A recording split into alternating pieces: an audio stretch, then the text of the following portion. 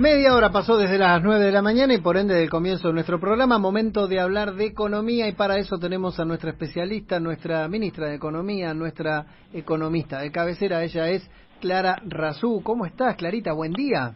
Muy buenos días. ¿Cómo andamos? Muy bien. ¿Bien? Muy bien, muy contentos. Este fin de semana en la Universidad de La Matanza se van a vacunar 40 y pico familiares y amigos y eso me pone muy feliz. Entre nosotros, que no nos escucha nadie, mi mujer a las 6 de la tarde el sábado. Bien. Acá le tocó. Bien. Así que bueno. Acá me dice Chicho, ¿quién? ¿Tu hermana? La hermana de Chicho se vacuna hoy al mediodía, por ejemplo. Sí. Así que bueno, nada, honestamente uno ve los números. Mira, te voy a ser honesto, me preocupa la brecha que hay entre la cantidad de vacunas que llegaron y la cantidad de gente que se vacunó, porque ahí me parece sí que hay que revisar un poquito. Hay 4 millones de vacunas esperando, por ejemplo. En realidad ¿Por qué? No lo sé, pero bueno, están ahí. En realidad no están esperando, se están distribuyendo, no te olvides que hay toda una logística de distribución. Ahí hay que ver porque depende también el lugar, es más fácil, a ver, uno se queda con Capital, ponele, Capital es más fácil, tenés todas zonas accesibles, lugares de que todo el mundo conoce, se mueven, tienen... Ahora, anda a vacunar en el conurbano profundo, anda a vacunar en el interior de la provincia de Buenos Aires y en otros lugares, es más difícil la logística, yo lo entiendo eso, pero bueno, lo más difícil que era conseguir las vacunas están y de sobra, porque ahora vienen 8 millones más y todo lo demás. Ahora, el resto seguramente con el correr de los días se va a ir acelerando también, ¿no? Uno supone. Sí, por supuesto, los iremos a buscar. Claro, yo me ofrezco, hay que ir a reparto, tengo tiempo libre ahora, así que, en fin. Bueno, y tema económico, nos preocupamos un poquito en el comienzo de la semana, ya te diría que al final de la semana pasada. Ahí tuvo que intervenir el Banco Central y acomodar un poco las cosas, ¿no? Sí, bueno, este aumento del tipo de cambio es un obvio reflejo de lo que llamamos el aumento de las expectativas devaluatorias, claro, que normalmente sucede previo a una elección, en donde además vos tenés más efectivo por el cobro de aguinaldo, claro, y la rebaja de impuestos a las ganancias, entonces es un sector de salarios medios altos, que tiene como un ahorro el tipo de cambio y van muchos hacia el dólar ilegal o el dólar blue. Pero por otro lado hay que tener en cuenta que el índice que usa el Banco Central para tener el tipo de cambio oficial en el valor que está es un índice que se basa en lo que se llama el tipo de cambio real competitivo y que se refiere justamente al poder de compra que tienen los dólares en nuestro país, de manera tal que el tipo de cambio real competitivo esté en un nivel competitivo, claro, y no es necesaria una devaluación.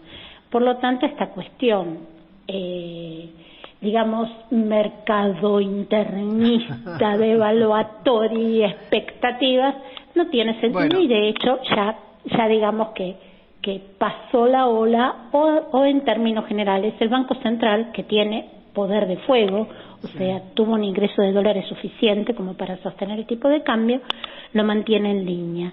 Por otro lado, hay una cuestión, este índice que se elabora, el MSCI, que nos bajó la calificación. Sí, somos indigentes, dijo. Bueno, pero yo les voy a decir una cosa a la gente que nos está escuchando, que sé que es mucha, que la misma evaluadora nos calificó como país emergente para que el fondo nos pueda prestar la plata que no podemos devolver. Ah, mira. Bueno, no, yo digo, esas cosas, viste, cambian de un día para otro, eso no me parece que sea tan grave. Sí, me parece grave que lo que se comentaba el viernes es que el tema del dólar, después sí está, como decís vos, el que cobró el aguinaldo le sobró un mango y en un país que es poco previsible como el nuestro siempre, alguno piense que guardándose $200 le cambia la vida, bueno, qué sé yo, cada uno sabrá. Pero que haya dos tipos que hayan comprado, no sé, $2 millones en un mercado chico, como dicen es el nuestro, y te mueve la balanza. Entonces, pones a pensar, ¿puede ser que haya dos tipos que lo que quieran es que todo estalle por los aires? Y hay mucho más de dos, ¿no? Está claro eso. Hay mucho más de dos. De hecho, para el 9 de julio hay mucho más de dos que quieren hacer una marcha a favor del campo. Claro, no sé de qué campo, pero bueno. Sí, no, hay cosas que son inexplicables, porque están teniendo la mejor, digamos, cosecha con los altos valores que tiene hoy por hoy en el mercado internacional, la soja, por ejemplo, todo, porque subió todo. Y vos decís, y te quejás, y te quieren sacar un puntito y te quejás igual, ¿viste? Decir, qué sé yo. No sé. Bueno, y además que se quejan, no están a favor ni de la estatización o sea, ¿qué es una reestatización o readministración estatal de la hidrovía por un año? Eso te iba a preguntar, no sabía si me lo podías explicar o no tanto, sí, pero bueno. A ver, vamos a recordar algo. Hoy es 1 de julio. Hoy se recuerda, hace 47 años moría el general Juan Domingo Perón, que era presidente de la Nación. Cuando Perón moría, ¿quién tenía la administración del Paraná, sus puertos, el dragado y el balizamiento? ¿El Estado? El Estado. Mira. ¿Cuándo se privatiza? En 1995. Ay, me parece que había un hombre con patillas, ¿no? En el poder, creo. Bueno, en 2011 venció esa concesión y se prorrogó durante el gobierno de Cristina Fernández de Kirchner. Hoy venció y no se prorroga. ¿Qué significa esto? El Estado va a hacer 2 tipos de licitaciones, o sea, 2 tipos de contrato, por un año, corto plazo y largo plazo. En el corto plazo se va a hacer cargo de todo lo que es la administración del río, en donde además se cobran peajes. Se va a redefinir la tarifa, habría que saber que la tarifa que hoy cobra la empresa que lo administra es 30% más cara que en el resto del mundo. Considerando que lo va a hacer el Estado a través de la Administración General de Puertos, las tarifas van a bajar. Y va así a concesionar, tiene que elegir en qué empresa, todo lo que es el dragado y balizamiento. El dragado se refiere justamente a mantener la navegabilidad de los ríos. Tendrá que licitar y elegir entre las 5 empresas internacionales que lo hacen, pero el lugar de dragado lo va a decidir el Estado. Lo mismo que el balizamiento. En el balizamiento hay empresas nacionales que lo hacen como electroingeniería, pero es el Estado el que va a decidir dónde dragar y, por supuesto, el balizamiento, que es una tarea que es menos compleja, pero es muy importante. Lo que tengo entendido es que, digamos, si el Estado quisiera tener su propio barco de dragado, no lo puede hacer. Creo que son 5 empresas en el mundo y, no sé, para que lo haga, no sé, Astillero Río Santiago es el que puede hacer un barco. No podría hacerlo porque no hay cómo hacerlo. Por eso digo que son 5 empresas en el mundo, creo que las tienen. El tema es elegir bien y digamos, sobre todo, de qué manera no se hacen esos contratos. Pues eso mismo se va a controlar y se va a administrar esos contratos. No sé si es que el Estado no está en reales condiciones, porque nosotros tenemos máquinas de dragado, habría que repararlas y no sé cuál es el costo de reparación y ponerlas en funcionamiento con las características tecnológicas que existen ahora en el menor tiempo posible. Entonces, pero si el Estado decide dónde dragar y cómo dragar, que son las obras, que el Estado decide cuáles, controla la empresa que lo hace. Obviamente hay varias en competencia. Viene picando primera una empresa china. Mira. Que tiene mejores condiciones de financiamiento que el resto, pero empresas holandesas que tienen mucha experiencia en dragado, por las características geográficas, están, digamos, en competencia. Está bien, ahí lo importante es que sea el mejor precio, la mejor calidad de servicio, por supuesto, y sí controlar que nadie se quede con el vuelto de nadie, ¿no? Digo, ahí como son los 3 puntos a tener en cuenta. Esos son los puntos muy importantes a tener en cuenta, el balizamiento, obviamente, que es la señalización del río, y por otro lado, el control de aduana y de prefectura. Al ser el Estado el que lo administra, va a tener una mayor potencia. Porque no olvidemos que por ese canal salen el 80% de las exportaciones del país, pero también ingresan al país las importaciones. Entonces hay que controlar qué sale y qué entra. Y esto es un papel fundamental en donde, obviamente, al ser el Estado el administrador, las condiciones van a ser mejores. Por otro lado, acabo de decir, van a cambiar la manera, el cuadro tarifario, van a generar una rebaja de la tarifa. Por eso no se entiende que algunos sectores que no están de acuerdo, como Nicolás Pino, el presidente de la Sociedad Rural, dice que el sector agropecuario va a perder competitividad. Todavía estoy tratando de entender a qué se refiere. Si te rebajan la tarifa por la cual vas a exportar lo que exportas, ¿dónde está la pérdida de competitividad? No sé.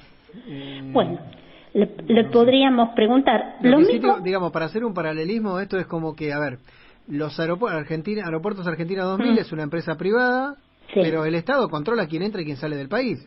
Es elemental. O sea, y esto es más o menos lo mismo, es decir, yo puedo dar una concesión, lo que fuere, pero el que controla qué entra y qué sale y que eso yo, digo. Exactamente. Y además, si el peaje es tan rentable, lo cobro yo, me viene muy bien. Obvio, y si tengo... Exacto, es así de simple, como el tema autopista, ¿no? Digo que, claro, que en algún punto también podríamos en algún momento pensarlo. Sí. Pero esto también se engancha con el tema de los ferrocarriles, porque en estas cosas de las causalidades cronológicas también vencieron las concesiones de los ferrocarriles de carga.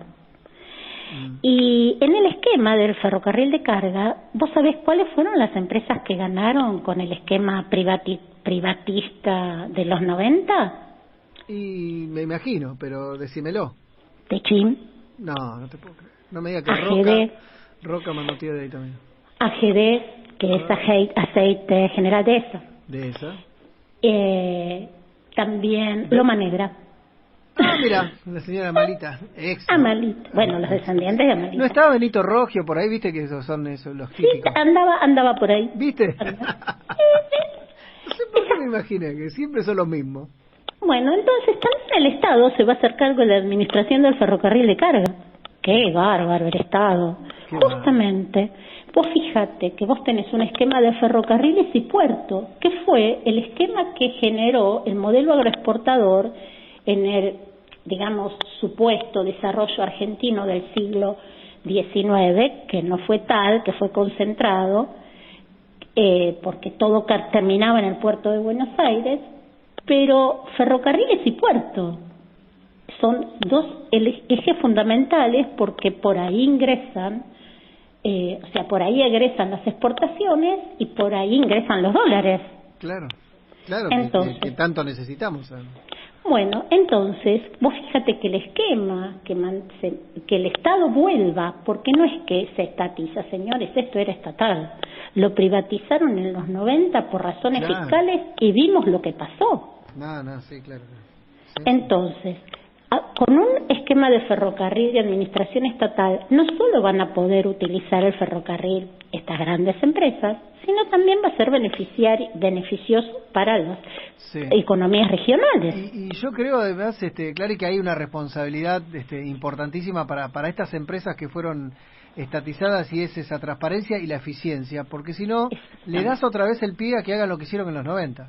Porque si hicieron lo que hicieron fue, entre otras cosas, porque Entel no andaba tan bien, porque, ¿no? Digamos, o por lo menos lo inflaron de una manera, lo presentaron de una manera que daba pérdida. ¿Te acordás? Los ferrocarriles daban $1 millón de pérdida por día.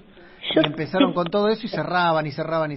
Cerraban y se justificaba por la pérdida. Yo te voy a decir algo que me tocó vivir, porque es una experiencia propia, en YPF durante esa década. Otra empresa, sí. Presentaban a YPF como una empresa que daba pérdidas. En un estudio de costos del que formé parte, una rama de lo que era la producción, de lo que eran los aceites y los productos del hogar YPF, daban una gran rentabilidad. Cuando el estudio demuestra que eso es rentable, toda esa área fue desarmada porque no se podía presentar a la empresa como rentable en ningún aspecto. Claro. Entonces, una cosa es lo que sucede y otra cosa es lo que te contaban. Sí, está claro. Exactamente. Sí, está claro. Pero bueno, después, por ejemplo, el caso YPF se demostró que privatizándola, que cuando lo compró Repsol y todo lo demás fue peor. O sea, fue peor. Entonces, lo privado no siempre es eficiente, digamos. Exactamente. También hay que presentarlo así. Como hay empresas que les va muy bien, hay empresas que en lo privado o en lo público pasa exactamente lo mismo. Digo, hay buenas y malas administraciones. El tema es que me parece, digamos, que lo que hay que hacer es hacer lo que más nos convenga, pero hacerlo bien. Hacerlo bien y recordar cuál es el sendero del desarrollo, porque ese es el proyecto de largo plazo. En el desarrollo vos tenés que mantener lo que es tus ingresos, tus fuentes de desarrollo, que son las exportaciones, pero también el control de las importaciones para hacer una sustitución de importaciones eficientes en manos del Estado. Y vos sabés que recordaba una frase que yo decía en esa época cuando me hablaban de la ineficiencia de YPF estatal. Yo ponía como ejemplo el transporte público automotor, que era privado y que no era para nada eficiente, y de hecho hacia la empresa, tanto en ida como en vuelta, pagábamos un charter. Mira. Bueno, excelente como siempre. Ahora te digo yo un dato, una nota que acaba de salir en Infobae hoy, y que hagamos así medio por arriba un análisis cortito. Se publicaron los 10 autos más vendidos del país. Ay. Es interesante, ¿no? El más vendido, yo me sorprendió, es el Fiat Cronos, que es un auto de gama media, si querés, o baja también, digamos, un poquito más caro que el Gol, ¿viste? Digamos, un auto, primer auto. Muchas veces se lo compra padre pudiente a hijo, por ejemplo, ¿no? Digo, para marcar algo. A veces no, a veces el pibe que labura para tener su primer auto y se lo compra, o la familia que puede comprárselo, nada. Bueno, se vendieron cerca de 20.000 unidades, es el 10% del mercado, pero digo, mirá lo que sigue, porque, digamos, ese es el más popular. Pero después lo que más se vendió es Toyota Hilux. ¡Ay, me muero! Segundos, ¿no? Bueno, ¿qué más?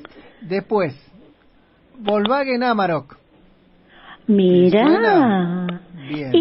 ¿Y los Chevrolet dónde me quedaron? No, ahí aparece el Gol, que aparece cuarto, quinto. Después aparece el Toyota Etios, que este es otro chiquito, el Peugeot 208, que son también los chiquititos y demás, y después vuelven otra vez la Ford Ranger, otra Toyota y más. Pero bueno, fíjate vos que siempre terminan comprando un sector que protesta y que dice, te voy a hacer no fue mal, te corto la ruta, ¿no? En fin. ¿Sabés que esto se condice con el índice de Gini, de distribución del ingreso, que el INDEC hizo aparecer esta semana, en donde es un índice de 44,5, o sea, 0,44. A ver, para dar una idea, cuanto más cerca de cero está el índice de Gini, los ingresos se distribuyen más equitativamente. Ajá. Entonces, 0,44, que es muy parecido a lo que fue en 2020, lo que está marcando es una gran desigualdad en los ingresos. Esa desigualdad en los ingresos te está marcando que hay un sector de altos ingresos y de medios ingresos que tiene una mejora de ingresos muy superior a los que son los sectores de bajos ingresos. Claro. Entonces tenés ventas que van desde el Cronos, que son ingresos medios, sí, altos, los ingresos altos, que son los de la Hilux y las Amarok, y van bajando hacia autos, digamos, de menor capacidad, y en donde, obviamente, los que más perdieron son los sectores de bajos ingresos. Te mando un beso enorme. Muchas gracias. Que tengas un lindo fin de semana. Gracias igualmente para todos, todas y todes, y feliz vacunación. Gracias. Beso enorme. Clara Razú, como siempre, aportando su mirada a la economía y enseñándonos que lo más importante para que todos los días aprendamos un poquito más de un tema que para muchos es un jeroglífico, y Clara lo hace muchísimo más fácil. Pausa, ya venimos.